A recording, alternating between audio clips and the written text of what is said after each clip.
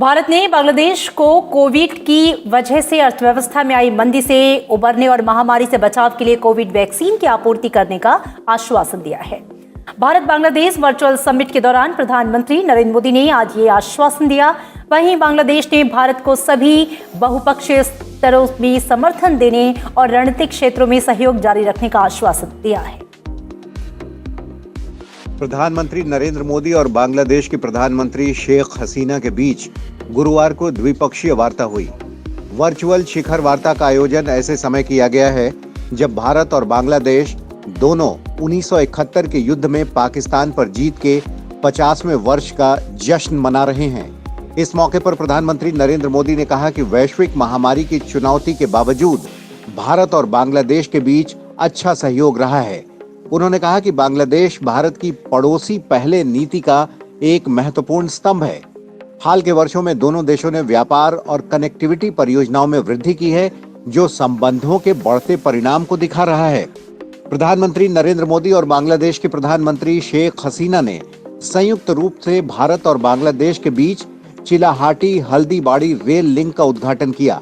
इसके अलावा शेख मुजीबुर रहमान की जन्म शताब्दी के उपलक्ष्य पर एक स्मारक डाक टिकट जारी किया गया। साथ ही महात्मा गांधी और मुजीबुर रहमान पर डिजिटल प्रदर्शनी का उद्घाटन भी किया गया। इस मौके पर 1971 के युद्ध में शहीद भारतीय जवानों को भी श्रद्धांजलि दी गई। बांग्लादेश के प्रधानमंत्री शेख हसीना ने भारत को सच्चा मित्र बताया और कोविड से निपटने में भारत के प्रयासों की सराहना की।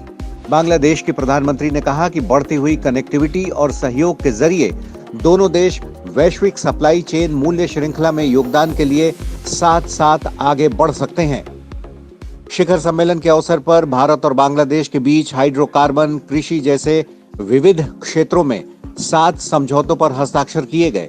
इनमें तेल और गैस क्षेत्र में सहयोग, बांग्लादेश में परियोजनाओं के लिए भारत की अनुदान सहायता, ट्रांस बाउंड्री, हाथी संरक्षण पर प्रोटोकॉल और भारत बांग्लादेश सीईओ के मंच की स्थापना शामिल है।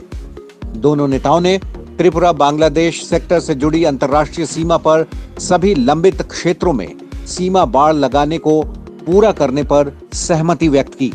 इस कठिन समय में भारत और बांग्लादेश के बीच अच्छा सहयोग रहा, चाहे वो दवाइयां या मेडिकल इक्विपमेंट हो या फिर हेल्थ प्रोफेशनल के साथ काम करना हो। वैक्सीन के क्षेत्र में भी हमारे बीच अच्छा सहयोग चल रहा है। इस सिलसिले में हम आपकी आवश्यकताओं का भी विशेष ध्यान रखेंगे।